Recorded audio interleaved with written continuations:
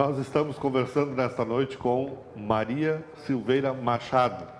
A Maria que durante muitos anos trabalhou no NH e chegou a ser chamada de a Maria do NH, que hoje mora na Itália, tem uma outra vida e está aqui visitando a família e nós descobrimos que ela estava na cidade, chamamos para o nosso programa. Maria, a tua família se caracteriza por uma família de mulheres bonitas, né? Muito obrigada. Porque o que tem de mulher bonita naquela família é uma coisa, Minhas né? sobrinhas são divinas. Eu estou falando das tuas irmãs para começar. A começar pela querida minha amiga Dona Alzira, né? Ela é a rainha maravilhosa. continua inteiraça, né? Maravilhosa. Toda emperiquitadinha, ela passa ali na frente de casa, que ela vai para os bingos, né? Que ela continua jogando ainda. E sempre, né? Arrumadinha, maquiada e tal. Está com 88 anos. 88 anos, né? E essas mulheres bonitas da família, né? Chamavam a atenção, né, de todo mundo, né? E não foi diferente contigo no aeroporto, foi onde tu conheceste teu atual marido, é isso? Não. Não foi no aeroporto? Não. Eu conheci ele na casa da minha mãe. Na casa da tua mãe? Na casa da minha mãe. É uma história muito bonita, assim, para... minha mãe, eu estava trabalhando, ela me ligou dizendo: Maria, olha que quinta-feira tá vindo uns italianos, amigos meus, fazer uma massa. Aqui em casa era período de FENAC, e a minha mãe tinha uma empresa que eles limpavam e montavam estandes durante o período de feira. Me lembro que ela tinha essa empresa, exato. E minha mãe era... esses italianos eram clientes da minha mãe. E amigos, porque eles adoravam ela. E minha mãe, no ano anterior, disse para eles: eu tenho uma filha que adora massa. Nossa, mãe. E aí eles disseram: o ano que vem, então, a gente vem, traz tudo da Itália e vamos fazer uma massa para sua filha também. Quando eles vieram, minha mãe me disse: Maria, quinta-feira estão vindo uns italianos aqui em casa fazer uma massa e tu tens que vir. Eu não estava afim de ir, né?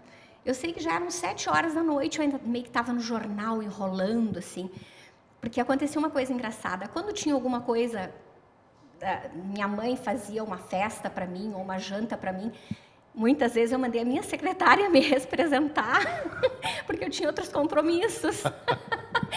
Então, a minha secretária ia no meu lugar, porque tinha outros compromissos, eu não podia faltar. Claro. E aquela noite ali, eu quase estava pedindo para minha secretária ir me representar.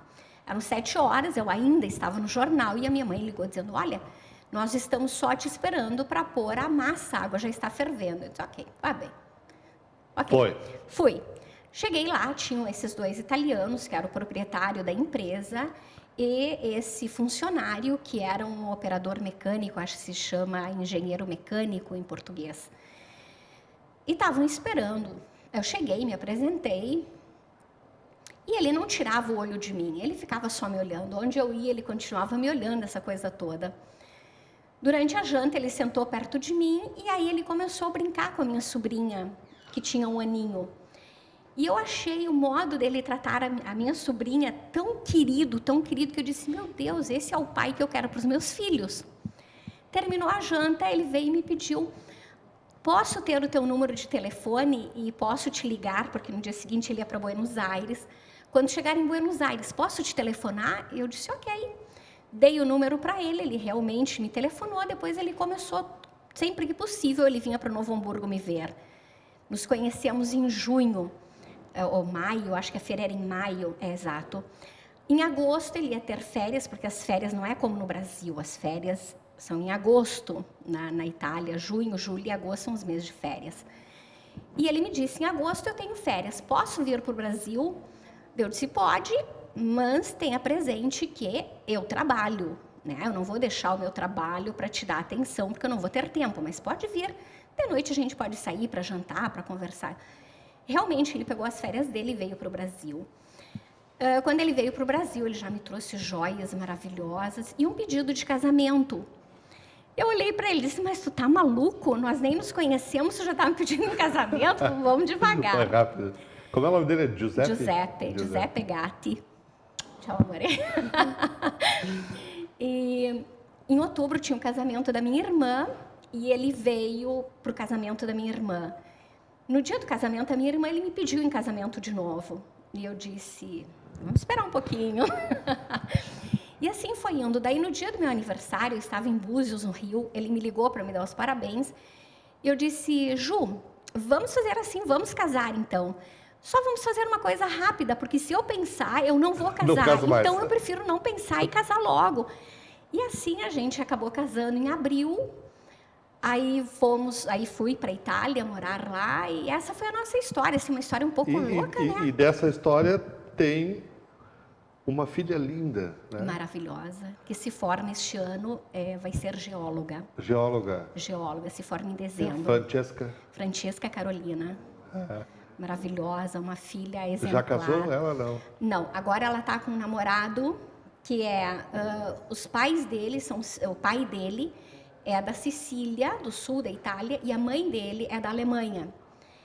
Então, tem esse rapaz assim de pele branca, de cabelo bem escuro, muito bonito. Em dezembro eles foram para a Alemanha, ele se chama Stefano. Eles foram para a Alemanha, para Hamburgo, passar ano novo em Hamburgo. E nos hotéis, nos restaurantes, todos eles falavam com a Francesca em alemão e com ele em inglês, porque achavam que era ele o turista na Alemanha. E ela domina o alemão? Ela domina muito bem o português, que fala até melhor do que eu, italiano, que é a língua original dela, inglês, espanhol, está estudando russo e agora começou com o alemão também. Ah, que maravilha. Quantos anos tu está lá, Maria? Eu estou lá há 23 anos. E que estado, cidade, como é que chama? Eu estou na província de Pavia, que é a região da Lomelina. Estou a 30 minutos, mais ou menos, de Milão. Né? Uma região muito bonita, o norte da Itália, inclusive, parece muito com o sul do Brasil. E lá tem uma coisa, assim, que é, por exemplo, a Itália ela é dividida, né? Quem mora do centro-norte é chamado de polenteiro para aqueles que moram do centro versus sul. E aqueles que moram no sul são chamados terrones. Por quê? Porque eles se chamam, porque não se dão muito bem, assim, é aquela coisa, aquele que mora em Milão é um polentone e o que mora em Roma é um terrone. Inclusive, sobre isso tem uma história, Karina, Karina, querida, bonita, quando eu fui morar lá, eu acho que era final de ano, tinha poucos meses que eu estava lá, e eles vendem castanha. As castanhas são enfiadas em fios de corda, cozidas, assim, ou assadas, e eles vendem. Eu nunca tinha comido castanha, assim, eu achei o máximo. E eles vendem nesse período de festas, assim, novembro, dezembro. E aí, meu marido tinha me feito provar essa coisa. Uau, quase lembra um pouquinho o nosso pinhão. Um dia nós estávamos indo para a casa da minha cunhada, numa cidadezinha perto da nossa, e tinha um vendendo, né, um vendedor de rua, com a banquinha vendendo isso. E eu disse para o meu marido, para, vamos comprar um terrone. E ele olhou para mim e começou a rir. E disse, o que tu quer? Ali, ele está vendendo terrone, vamos pegar um terrone. Aí ele teve uma crise de riso, porque não era terrone, era um filone. Mas como eu ainda não falava bem no italiano, eu queria comprar um terrone. Que cavolo vai, um terrone é casa nossa. E tu foste para lá, tu não virou dondoca, né? Tu continuou trabalhando, absolutamente, participa de voluntariado e tal. Me conta o que tu está fazendo lá hoje. Ok, quando eu comecei fazendo voluntária como... Eu tenho que pensar um pouquinho para ver como é que se diz em português. Diz em italiano mesmo. Voluntário cívico. Voluntário cívico. Isso, exato. Tipo assim, uma casa, defesa civil aqui? Não, esse é outro que eu faço agora, que já faço há mais tempo também. É assim, sempre esse é ligado diretamente com a prefeitura, né? Que tem um grupo de voluntários para ajudar a cuidar. Esses trabalham só na cidade, né? Por exemplo, na saída das escolas, ajudam as crianças a atravessar, seguram as máquinas, param as máquinas ou fazem diminuir a velocidade para evitar acidentes, ajudam quando tem funerais, porque lá a gente ainda faz funeral a pé da igreja para o cemitério, né? Ou quando tem festas na cidade, daí a gente, em divisa, fazia esse trabalho. Eu fiz ele por 4 anos como voluntário cívico. Fiz muito voluntariado também na igreja, né, para o oratório da igreja, ensinando as crianças do catequismo a fazer decupagem, né? Esse tipo de coisa, assim, trabalhos manuais muito queridos, que depois eram vendidos e o arrecadado ia para o oratório para comprar material para as crianças poderem brincar, se divertir e tal. Além de fazer o voluntário cívico, eu comecei fazendo também voluntário da Proteção Civil italiana. Comecei como voluntária, depois eu passei para coordenadora de grupo comunal, né, para o grupo municipal de proteção civil. Depois eu saí deste grupo de comunal, né, e passei para um grupo que se chama Vologé, que é um grupo que sabe que a Itália, infelizmente, é um país lindo, maravilhoso, graças a Deus, mas infelizmente é um país muito sujeito a terremotos, né? Então, por exemplo, se der um terremoto, digamos, importante, né, no Lácio, como deu a L'Aquila alguns anos atrás, o meu grupo de proteção é um dos primeiros a ser chamado, porque nós somos aqueles que montamos toda a estrutura de atendimento às pessoas que ficaram sem casa, que perderam tudo, e também para os voluntários que vão dar assistência aos necessitados naquele período ali. Montamos as barracas, né, para as famílias, montamos as barracas, as tendas para fazer restaurante, para poder dar alimentação para eles e para os voluntários. Atendimento à saúde. Exato, os módulos de banheiro, chuveiro, a área para crianças, porque é fundamental que uma coisa assim tão grave, tão feia, tão triste como um terremoto, se pense nas crianças, né? Que se tenha um espaço para elas, com jogos, com divertimento, para diminuir o trauma de um terremoto. Então, nós somos os primeiros a chegar no local próprio para poder montar toda a estrutura para depois o trabalho de voluntários. E é óbvio que nós ficamos ali pelo período necessário para montar, depois nós que vamos desmontar o campo, essa coisa toda. Então, isso é uma das coisas que eu faço atualmente. Tá, e a Gourmet Maria? Eu vejo pelo Facebook, né? Dá uma água na boca. Tu faz assim por prazer, tu vende... Porque tu faz umas coisas... Eu faço por aqueles paixão. Pratos enfeitadíssimos, assim, não sei o quê. Mas será que a Maria abriu um restaurante? Eu fico perguntando, pensando, né? Continua cozinhando bem. Sabe que quando eu fui para a Itália, né, aqui no Brasil se fazia essas festas maravilhosas de aniversário e tal. Eu não era capaz nem de fazer uma torta, de fazer um bolo simples quando eu casei.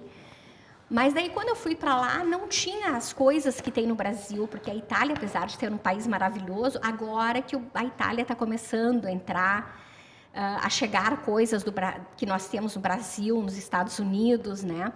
Então, a Itália era um país muito atrasado, assim, era muito tradicional. Não faziam as tortas maravilhosas que a gente faz, os nossos doces, aquelas coisas. Embora eles tenham doces fantásticos, tortas boas, mas muito diferentes das nossas. Aí a Francesca nasceu e eu comecei a me aperfeiçoar em fazer tortas. E aprendi a fazer tortas, decorar tortas, e fiz tortas maravilhosas, enormes. E muitas pessoas começaram a pedir para mim fazer tortas.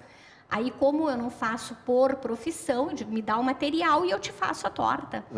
E a mais absurda das tortas que me pediram para fazer era para um engenheiro que ele ajudou a construir em Foz do Iguaçu, a hidrelétrica.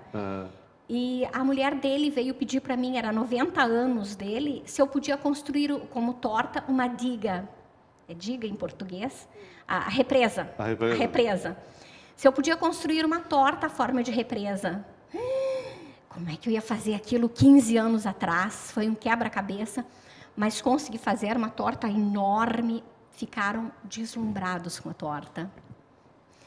E aí eu comecei, né? Eu vi que eu era capaz, participei de vários concursos de torta. O último que eu participei, eu disse, esse é o último, não participo mais, porque tinham 3 prêmios, eu ganhei todos os 3 prêmios. Aí eu disse, chega. Tá bem. Maria, tínhamos várias histórias para contar, mas 14 minutos cada bloco, chegamos ao final. Muito obrigado por tu teres vindo. Eu que agradeço o convite, tá maravilhoso, feliz lá? Muito feliz. Que bom, tá? Um prazer mesmo, muito obrigado por tu teres aceito o meu convite. Tá? Um abraço do Giuseppe e na Francesca. Tá? E a entrevista depois que passa na TV e vai para o YouTube. Então, os italianos vão poder ver a tua entrevista lá. Deixa tá bom? eu que agradeço o convite, a oportunidade de poder estar aqui contigo, vivendo mais essa experiência contigo, né? Mais um pedacinho de história de vida fantástica. Né? Te agradeço imensamente e tu sabes, né, que a minha casa é a nossa casa. Tá bem, o almoço é semana que vem. O almoço é semana que vem. Tá bem. Eu conversei com Maria Machado, que hoje mora na Itália e trabalhou muitos anos no jornal NH.